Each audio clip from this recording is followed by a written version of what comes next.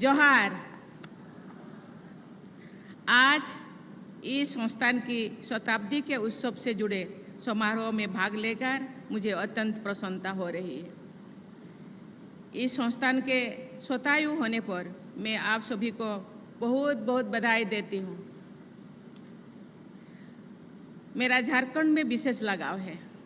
धरती आबा भगवान बिरसा मुंडा की पवित्र धरती झारखंड का आना मेरे लिए तीर्थ यात्रा के स्वरूप, इसीलिए बिरसा मुंडा के नाम पे थोड़ा नारा लगा जाए। भगवान बिरसा मुंडा की, भगवान बिरसा मुंडा की, भगवान बिरसा मुंडा की। यहाँ के लोगों से मुझे बहुत स्नेह मिला है। राज्यपाल के तौर पर मैंने कई वर्षों यहाँ जनसेवा का कार्य किया है। मैं अपने राज्यपाल कार्यकाल के दौरान इस संस्थान में आई हूँ। वर्ष 2017 में मैंने इस संस्थान द्वारा आयोजित किसान मेला का उद्घाटन किया था। उन समय मैंने लाख उत्पादन में अच्छा कार्य कर रहे किसानों को सम्मानित भी किया था। उससे पहले भी मैं इस संस्थान की लेबोरेटरीज, रिसर्च फार्म और म्यूजियम में आई थी। उन समय में मुझे बताया गया था कि किसान कैसे लाख द्वारा कैसे लाभान्वित होते थे। जानकारी मिला जो रो लाख होता है वहाँ किसान केवल 100-200 रुपया में बेचते थे, लेकिन जो फाइनल होने के बाद जो पैकेजिंग हो कर के विदेश भेजा जाता था, उन दिनों 3000-4000 रुपया में उसी 1 किलो पैकेट को बेचा जाता था। मुझे पता नहीं आज का उसका क्या कीमत होगा। पिछले 100 वर्षों से इस संस्थान से लाख, रेसिन, गाम के वैज्ञानिक उत्पादन में सराहनीय कार्य किया है। झारखंड में लाख का इससे महत्व है। मैं जो दौरा करती थी राज्य के अलग अलग जिला, तो जो पलामू में गई, पलामू में जाने के बाद मुझे बताया गया है, मैडम आपको पता है पलामू का नाम क्यों इस जिला को नामकरण किया गया है? पलास, लाख और महुआ, ये 3 चीज़ें इस जिला में मिलता है, इसीलिए इसका नाम पलामू रखा गया है। मैं उन दिनों से मैं बहुत खुश हो गई हूँ, लेकिन इसी नाम पे ही अपने जिला को रखे, उसको याद रखते हैं और उसी दिशा में वो काम करते हैं। देवी और स्वजनों, हमारे देश के कई राज्यों में लाख फार्मिंग की जाती है। भारत के कुल उत्पादन का 55% से अधिक लाख उत्पादन झारखंड में होता है। भारत में लाख का उत्पादन मुख्य रूप से जनजातीय समाज द्वारा किया जाता है। ये जनजातीय समाज की आय का एक महत्वपूर्ण साधन है। मुझे ये जानकर खुशी हुई है कि इस संस्थान ने लाख, नेचुरल रेसिन एवं गाम के अनुसंधान एवं विकास के साथ साथ इस उत्पादन के व्यावहारिक विकास के लिए भी कदम उठाया जा रहा है। Small scale lakh processing unit एवं इंटीग्रेटेड लाख प्रोसेसिंग यूनिट का विकास, लाख आधारित प्राकृतिक पेंट, वार्निश और कॉस्मेटिक्स उत्पादन का विकास, फलों, सब्जियों और मसाला की शेल्फ लाइफ बढ़ाने के लिए लाख आधारित कोटिंग का विकास, ये सभी प्रयास व्यवहारिक विकास के अच्छे उदाहरण हैं। ये सभी कदम जनजातीय भाइयों और बहनों के जीवन स्तर को सुधारने और उनके समावेशी विकास के लिए जरूर मदद करेंगे। मुझे बताया गया है कि इस संस्थान द्वारा लोगों के कौशल विकास के लिए प्रशिक्षण कार्यक्रमों का आयोजन किया जाता है। किसानों और उद्यमियों के विशिष्ट समस्याओं के समाधान के लिए व्यक्तिगत रूप से मार्गदर्शन प्रदान किया जाता है। मैं कभी जो एसएचजी ग्रुप बहनों के साथ भी इंटरेक्ट करती थी। बहुत सारे एसएचजी बहन धान खेती, लाख खेती के साथ साथ सब्जियां भी खेती करते थे। इसीलिए मैं यहाँ के अधिकारियों से मैं दरखास्त करना चाहती हूँ, आग्रह करना चाहती हूँ कि जो बहनें सब्जी उत्पादन करते हैं और रांची हो या कोई ऐसे आसपास के शहरों में लाते हैं, कभी कभी सब्जी खराब हो जाता है, उनको भी उस चीज़ को सिखाया जाए ताकि वो, क्योंकि यहाँ कोई स्टोरेज की व्यवस्था है कि नहीं मुझे पता नहीं, लेकिन वो बहुत दिन तक तो अपने सब्जियों को ताज़ा रख सकते हैं और अपना अच्छे मूल्य उनको मिल सकता है। मुझे ये जानकर खुशी हो रही है कि हाल ही में यहाँ प्रोसेसिंग एंड फूड इंजीनियरिंग तथा एग्रीकल्चर केमिकल के पोस्ट ग्रेजुएट स्तर के कोर्सेज शुरू किए गए हैं।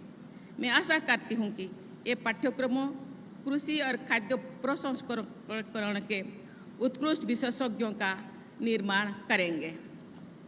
देवियों और स्वजनों, आज का दौर डिसरप्टिव टेक्नोलॉजीज का है। हमें इन टेक्नोलॉजी का लाभ उठाना है, साथ ही इनके दुष्प्रभाव से भी बचना है।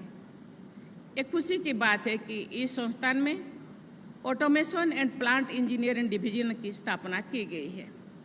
ये division robotics, internet of things, artificial intelligence enabled equipment के विकास पर केंद्रित है। इस डिवीजन की स्थापना आपकी दूरदर्शी सोच का ही प्रमाण है। अभी भी ऐसे अनेक क्षेत्र हैं जिनमें हम और आगे जा सकते हैं। उदाहरण के लिए फार्मास्यूटिकल्स और कॉस्मेटिक्स इंडस्ट्रीज में उच्च स्तर के लाख की मांग है। यदि भारतीय लाख की गुणवत्ता, सप्लाई चेन और मार्केटिंग में सुधार किया जाए तो हमारे किसान देश विदेश में इसकी आपूर्ति कर सकते हैं और उन्हें बेहतर मूल्य मिल सकता है। देवियों और स्वजनों, आज हमारे किसान भाई बहन बड़ी संख्या में यहाँ पर उपस्थित हैं। अनेक किसान इस कार्यक्रम के साथ ऑनलाइन भी जुड़े हैं। हम सब जानते हैं कि हमारे देश में बहुत बड़ी जनसंख्या में खेती का आजीविका के ऊपर निर्भर करते हैं। सरकार द्वारा कृषि सुधार के लिए कई कदम उठाया गया है। गांव में कृषि आधारित उद्योगों का विस्तार किया जा रहा है। किसान उत्पादन संघ, एफपीओ और पैक्स जैसे सहकारी संगठनों का प्रसार किया जा रहा है। सरकार ने सहकारिता क्षेत्र में दुनिया की सबसे बड़ी भंडारण योजना पर काम शुरू कर लिया है। अंतर्राष्ट्रीय बाजार में मांग को ध्यान में रखते हुए सरकार प्राकृतिक खेती और इससे जुड़े उत्पादों की सप्लाई चेन को सशक्त कर रहे हैं। पीएम किसान सम्मान निधि के तहत किसानों को अपने छोटे खर्च पूरी करने के लिए वित्तीय सहायता प्रदान की जा रही है। पीएम किसान समुदाय केंद्रों के माध्यम से किसानों की विभिन्न जरूरतों को एक ही जगह पूरा किया जा रहा है, लेकिन अभी भी बहुत सी समस्याएं बनी हुई है। बहुत से किसान भाई बहन गरीबी से जीवन यापन कर रहे हैं। कृषि को लाभदायक उद्यम बनाने के साथ साथ 21वीं सदी से कृषि के समक्ष 3 अन्य बड़ी चुनौतियां हैं। खाद्य और पोषण सुरक्षा को बनाए रखना, संसाधनों का सस्टेनेबल यूज तथा जलवायु परिवर्तन, सेकेंडरी एग्रीकल्चर से जुड़ी गतिविधियां इन चुनौतियों का सामना करने में मदद कर सकता है। सेकेंडरी एग्रीकल्चर के अंतर्गत प्राथमिक कृषि उत्पादों के वैल्यू एडिशन के साथ ही मधुमक्खी पालन, मुर्गी पालन, कृषि पर्यटन जैसे कृषि से जुड़ी अन्य गतिविधियां भी आती हैं। सेकेंडरी एग्रीकल्चर के विकास के ग्रामीण क्षेत्रों में औद्योगिकरण को बढ़ावा दिया जा सकता है। यदि रोजगार के अवसर ग्रामीण क्षेत्र में भी उपलब्ध होंगे तो लोग आर्थिक कारणों से गांव नहीं छोड़ेंगे। सेकेंडरी एजुकेशन किसानों की आय बढ़ाने के एक महत्वपूर्ण तरीका है। सेकेंडरी एग्रीकल्चर गतिविधियों के माध्यम से अपशिष्ट पदार्थों यानी वेस्ट मटेरियल्स का भी सही प्रयोग किया जा सकता है। अभी जो हम यहाँ इधर आ रहे थे वहाँ बहुत सारे वैज्ञानिक विशेषज्ञ वहाँ बहुत सारे एक्टिविटीज हम लोगों को दिखा रहे थे। वहाँ हमने देखा कि कैसे एक बादाम के छिलके से वो कैसे वो लाभान्वित हो सकते हैं। ये सब बहुत सारी चीज़ें हैं जिसको हम वेस्ट सोच करके फेंक देते हैं, उसी चीज़ को भी हम रीयूज करके हम लाभान्वित हो सकते हैं और दूसरों को भी लाभ पहुंचा सकते हैं। मुझे लगता है इसी दिशा में ये ICAR जरूर सोचेंगे और किसान भाई बहनों को ट्रेनिंग देंगे और लाभ पहुंचाएंगे। उनका प्रसंस्कृत करके उपयोगी तथा मूल्यवान वस्तुएं बनाई जा सकती है। इससे पर्यावरण का संरक्षण भी होगा, साथ ही किसानों की आय भी बढ़ेगी। Secondary agriculture waste of wealth का एक अच्छा उदाहरण है। 2 वर्ष पहले सितंबर 2022 में इन संस्थान के कार्य क्षेत्रों में विस्तार किया गया है। इसका नाम Indian institute of natural resin and gum से बदलकर natural institute of secondary agriculture कर दिया गया है। सेकेंडरी एग्रीकल्चर को बढ़ावा देने की दिशा में ये दूरगामी कदम है। इस संस्थान में लाख नेचुरल रेसिन्स एवं गाम्स के विकास में अग्रणी भूमिका निभा रही है। मैं आशा करती हूँ कि सेकेंडरी एग्रीकल्चर से संबंधित अन्य गतिविधियों में भी ये संस्थान अग्रणी भूमिका निभाएगा तथा भारत ही नहीं बल्कि विश्व स्तर पर उत्कृष्टता के नए आयाम स्थापित करेगा। सेकेंडरी एग्रीकल्चर के विकास के लिए इस संस्थान को अन्य संस्थाओं के साथ सहयोग बढ़ाना चाहिए। आपके अनुभव का लाभ अन्य संस्थानों को भी मिलना चाहिए। इस संस्थान ने लाख फार्मिंग से जुड़ी परिवारों के प्रशिक्षण के लिए अच्छे कार्य किए हैं।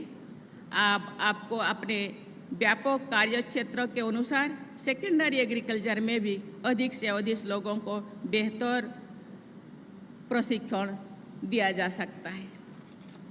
मैं सभी किसान भाई बहनों, संस्थान से जुड़े सभी लोगों तथा यहाँ उपस्थित अन्य सभी लोगों के स्वर्णिम भविष्य की कामना करती हूँ। इसी के साथ सभी किसान भाई बहन और यहाँ उपस्थित सभी महानुभावों को बहुत बहुत बधाई देती हूँ, धन्यवाद देती हूँ। जय हिंद, जय भारत, जोहार। महामहिम राष्ट्रपति श्रीमती द्रौपदी मुर्मू जी को उनके आशीर्वचन के लिए बहुत बहुत धन्यवाद। सभी से आग्रह है अपने स्थान पर राष्ट्रगान के लिए खड़े हो जाएं।